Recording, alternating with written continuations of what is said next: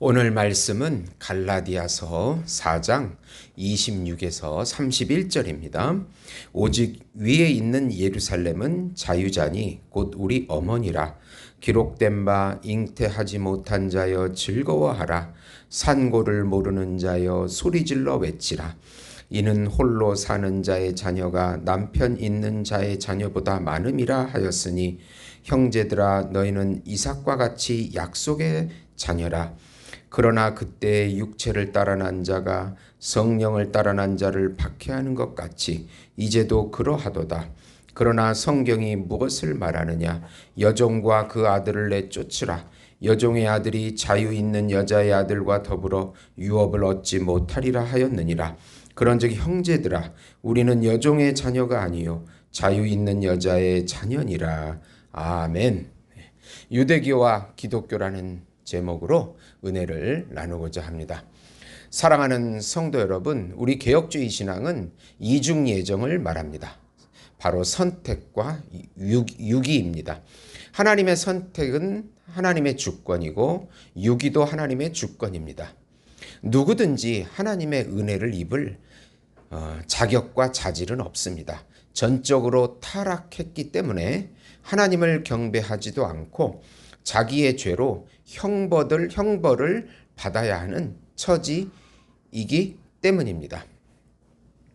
하나님의 선택은 하나님의 말씀을 믿음으로 받는 신자에게 주어지는 은혜입니다. 은혜가 없는 사람들은 하나님을 만나기 위해서 지식이나 수행이나 수많은 노력을 해보지만은 인간적으로 하나님을 만날 방법은 전혀 없습니다. 전적으로 타락한 인간의 의는 하나님 보시기에는 가증한 것이기 때문입니다. 이 창세기에서 이 선택과 유기의 사건이 오늘 갈라디아에서 나옵니다.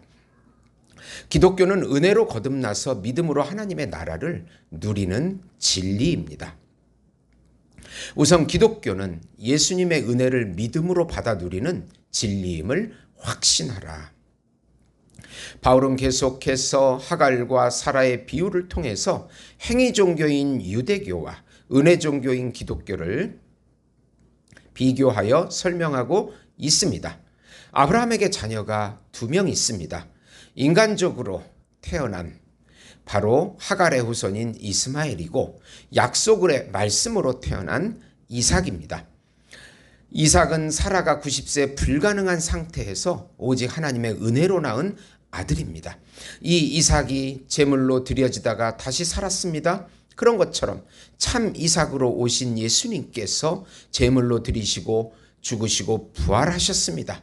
참 이삭의 씨를 믿고 있는 예수님을 믿고 있는 은혜를 받은 사람들의 후손들, 바로 이삭의 후손이 신자 하나님의 자녀가 되는 것입니다.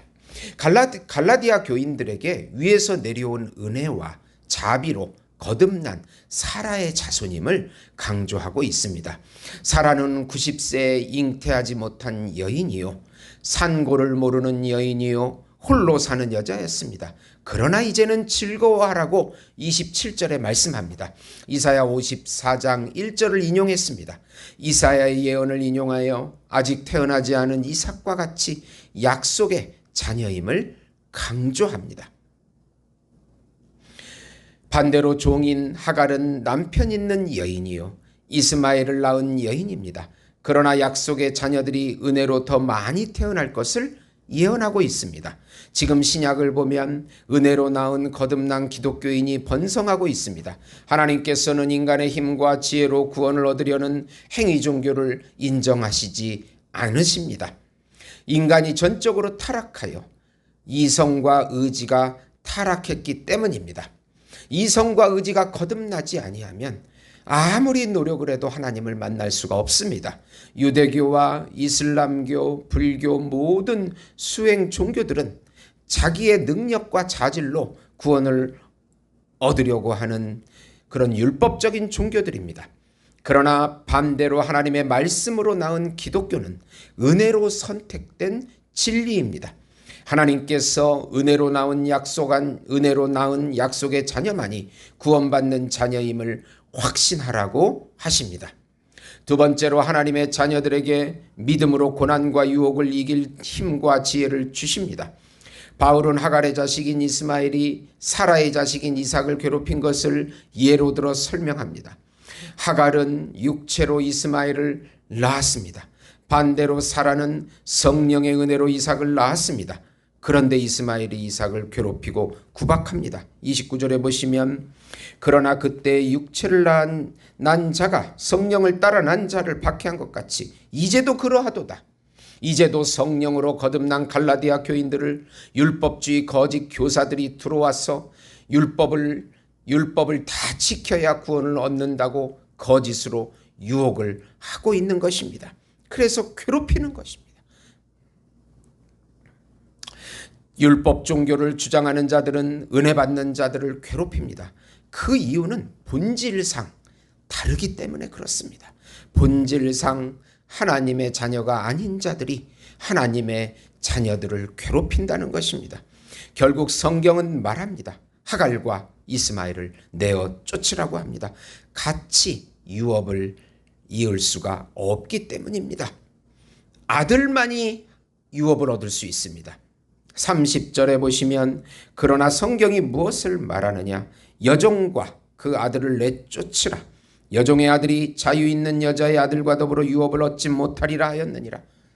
하나님의 나라는 예수님의 은혜를 믿음으로 받아서 누리는 나라이기에 그렇지 않는 사람들은 이 하나님의 나라를 유업으로 받을 수가 없습니다.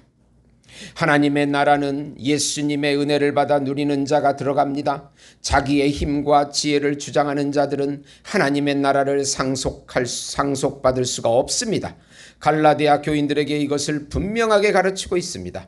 우리가 우리의 힘과 노력으로 하나님의 나라를 얻을 수가 없습니다. 예수님께서 주신 의를, 머리이며 대표이신 예수님의 의, 예수님의 대속, 예수님의 값, 이것을 전가 받아야 구원을 얻을 수가 있습니다. 예수님의 제사함의 의와 순종의 의를 받아서 구원을 얻습니다. 우리의 의지의 자유가 성령으로 이끌림을 받고 성령의 열매를 맺게 하십니다. 내가 했다 하면 율법주의자입니다. 그러나 하나님이 하셨다. 예수님이 이루어 주셨다. 예수님의 힘과 능력으로 이 일이 이루어졌다. 라는 은혜를 주장하면 하나님의 자녀입니다. 믿음으로 은혜가 모든 것을 이기고 누리게 합니다. 이것을 달콤하다. 칼빈은 달콤하다 그렇게 말했습니다. 하나님께서 나를 통해서 하나님을 사랑하게 하시고 이웃을 사랑하게 하시는 힘과 능력과 지혜를 주시는 것이 바로 은혜 종교인 기독교입니다. 우리가 하나님을 사랑할 수가 있습니까? 조금만 어려우면 도망가지 않습니까? 우리가 이웃을 사랑할 수 있습니까? 조금만 어려우면 다 이웃도 내팽개치지 않습니까? 그리고 하나님을 사랑할 힘과 이웃을 사랑할 힘과 지혜가 우리 안에는 없는 것입니다. 그래서 예수님을 의지할 때 하나님께서 이 은혜를 주셔서 하나님의 율법을 지킬 수 있도록 인도해 주시는 것입니다. 로마서 9장 7절에서 9절 보시면 또 아브라함의 씨가 다 그의 자녀가 아니라 오직 이삭으로부터 난 자라야 내 씨라 불리리라 하셨으니 곧 육신의 자녀가 하나님의 자녀가 아니요 오직 약속의 자녀가 씨로 여기심을 받느니라. 약속의 말씀은 이것이니 명령 이때에 내가 이르리니 사라에게 아들이 있으리라 하심이라. 네. 로마서에서 바울이 이